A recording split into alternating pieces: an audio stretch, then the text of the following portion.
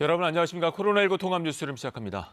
문재인 대통령이 조 바이든 미국 대통령과의 첫 한미 정상회담을 위해 워싱턴 DC에 도착했습니다.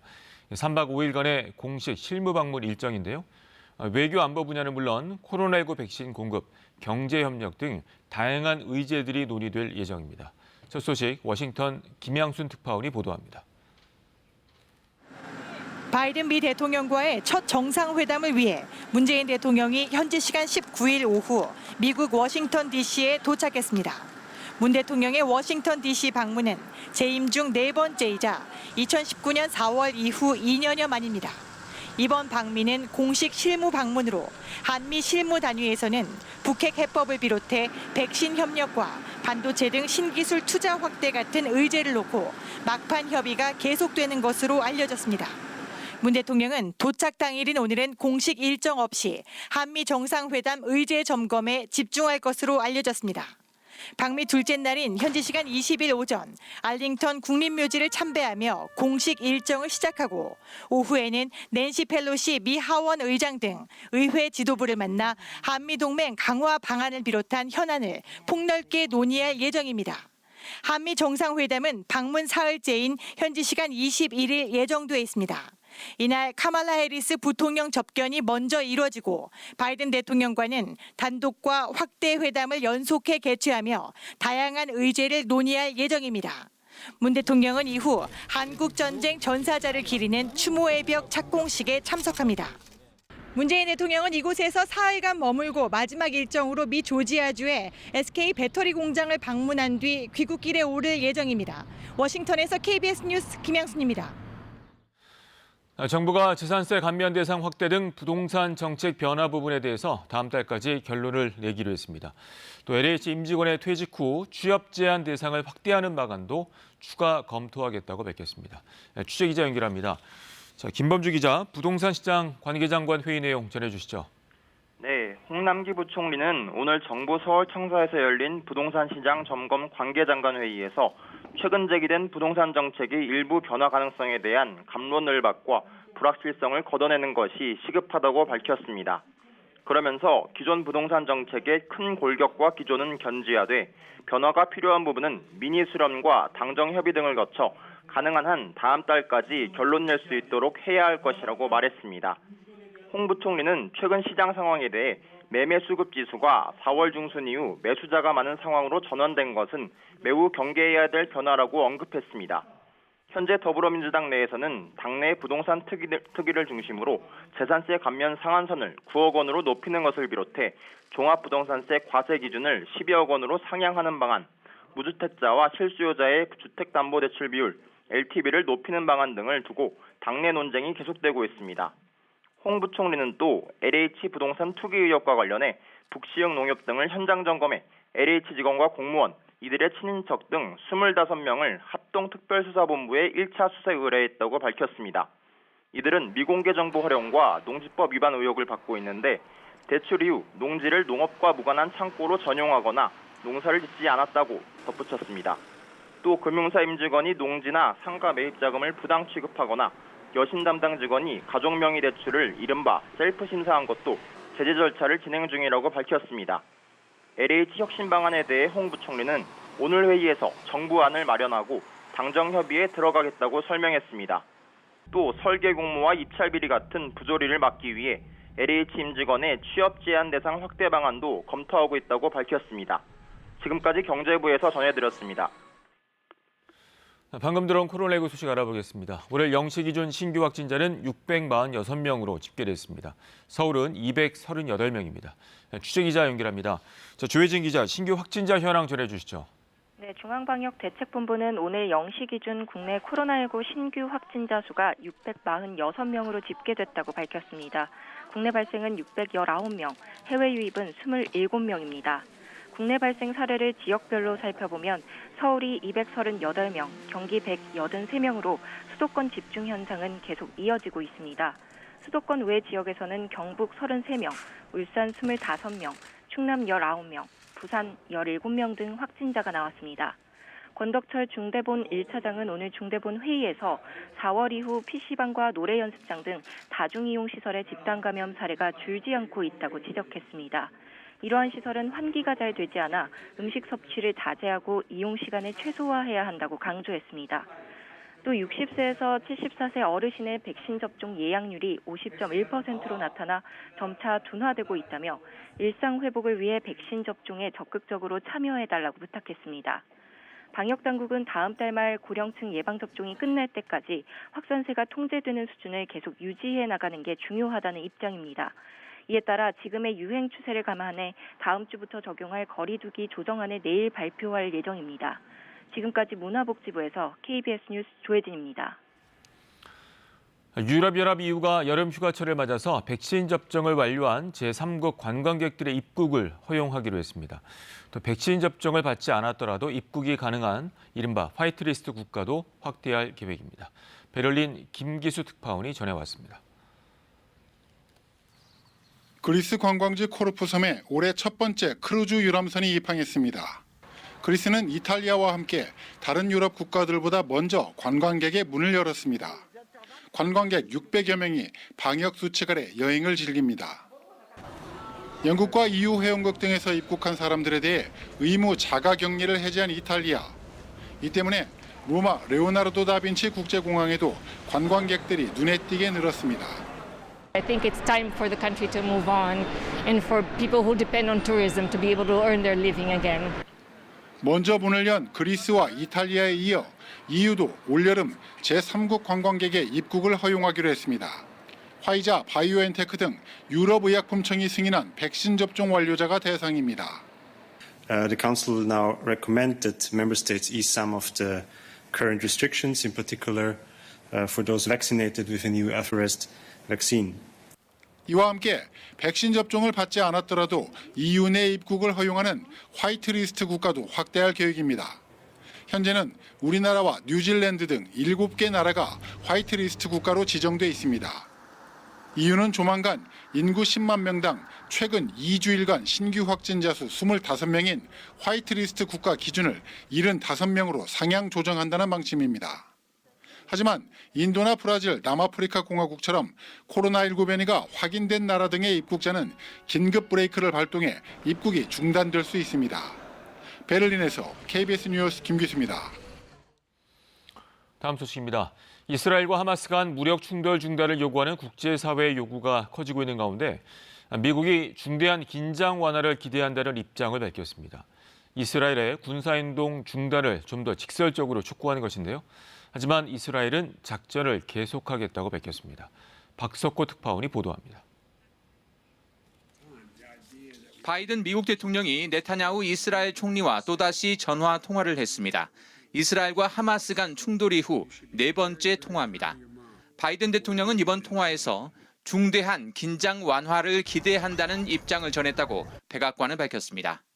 The president conveyed to the prime minister that he expected a significant de-escalation today on the path to a ceasefire. 폭격을 중단할 것을 조금 더 분명하게 압박한 겁니다. 하마스 대변인도 자신들은 휴전에 동의할 준비가 돼 있다는 뜻을 내비쳤습니다.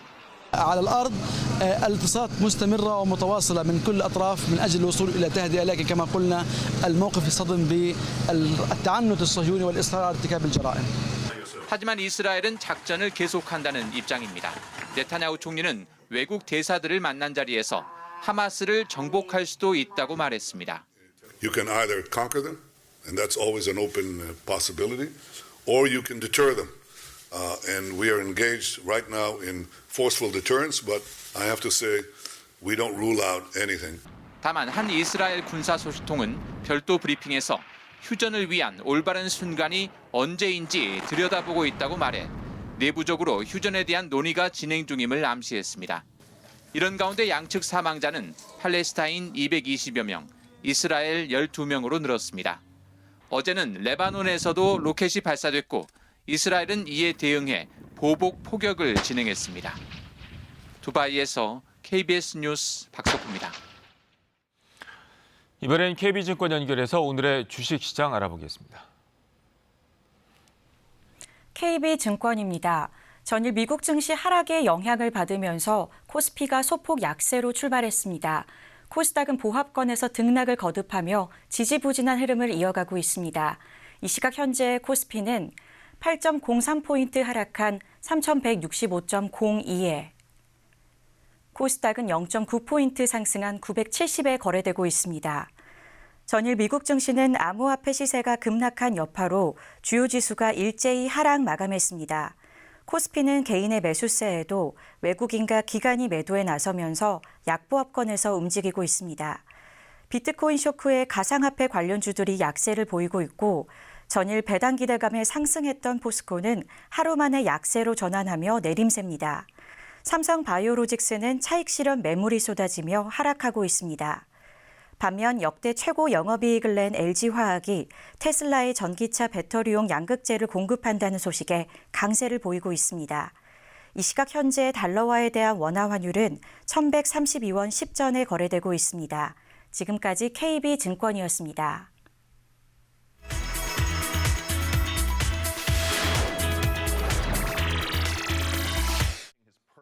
영국의 해리 왕자가 최근 인터뷰를 통해 왜 미국으로 이주했는지를 진솔하게 밝혔습니다.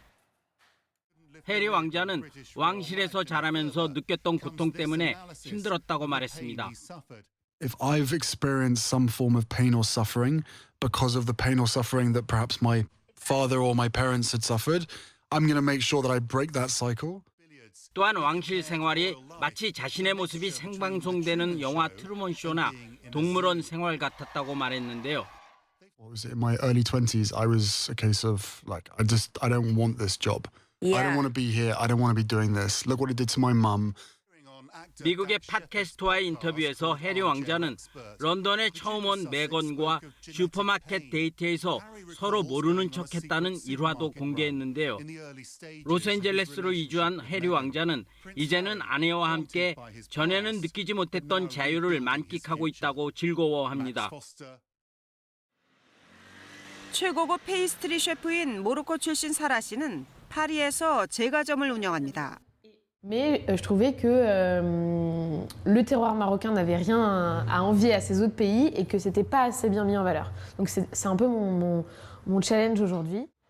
문제는 프랑스에서 아랍 디저트에 대한 선입견은 기름기가 많고 설탕 덩어리라는 것. 이런 상황에서 그녀의 선택은 철저히 프랑스인들의 입맛에 모로코 디저트를 맞추는 것이었습니다. Pas forcément, on a des mélanges de saveurs et surtout très peu de sucre. Donc du coup, vraiment, on ressent vraiment les ingrédients.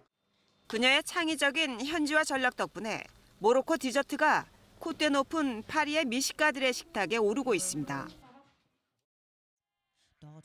독일 동부 브란덴부르크주.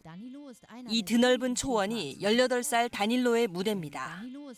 다닐로는 독일의 몇 안 되는 양치기 직업훈련생인데요. 양을 치는 아버지를 따라다니며 어렸을 적부터 양치기를 꿈꿔온 다닐로의 얼굴에선 미소가 떠나질 않습니다. 양치기는 그냥 양을 몰고 다니는 게 아닙니다. Handwerker, man ist Biologe, man muss wissen, was müssen die Schafe essen, man muss gucken, ob die gesund sind, also ist man auch praktisch ein halber Tierarzt. Ne? 발굽도 다듬어줘야 하고 나중에 털도 깎아줘야 하는 등 말 그대로 양에 관해선 만능이 돼야만 진정한 양치기라 할 수 있습니다.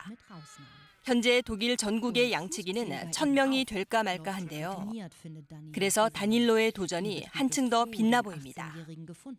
KBS 월드뉴스입니다.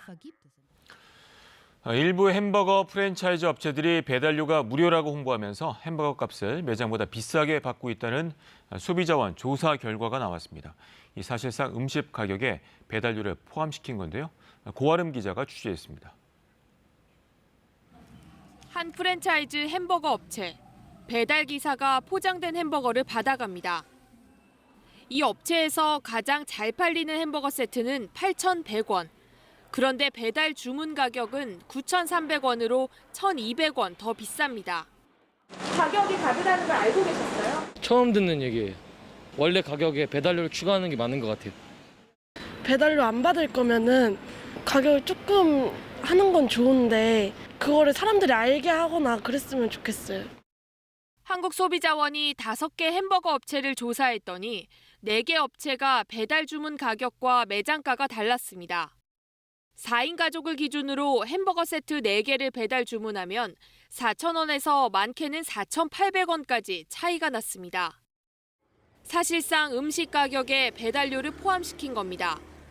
게다가 2개를 시키면 배달료 2개분, 3개를 시키면 3개분을 받는 등 주문이 많을수록 비례해 배달료도 올라갔습니다. 하지만 이런 사실을 제대로 알리지 않았습니다. 업체 홈페이지나 모바일에서 주문할 땐 찾아보기 힘든 가장 아래쪽에 작은 글씨로 가격 차이를 안내하는가 하면 일부 애플리케이션에선 배달 무료라고 홍보까지 했습니다. 특히 배달 플랫폼의 경우 배달료 관련 정보가 전혀 표시되지 않거나 배달료가 0원 또는 무료로 표시되고 있었습니다. 소비자원은 햄버거 업체와 주요 배달 플랫폼 사업자에게 매장가와 배달 가격 차이 등 거래 조건을 알기 쉽게 표기할 것을 권고했습니다. KBS 뉴스 고아름입니다. 서울의 한 국공립 어린이집 교사가 아이들을 학대한 정황이 포착돼 경찰이 수사하고 있습니다. 아이 부모와 함께 CCTV를 확인한 해당 어린이집 원장이 직접 담당 교사를 경찰에 신고했습니다. 보도에 정재우 기자입니다. 지난해 7월 문을 연 한 국공립 어린이집.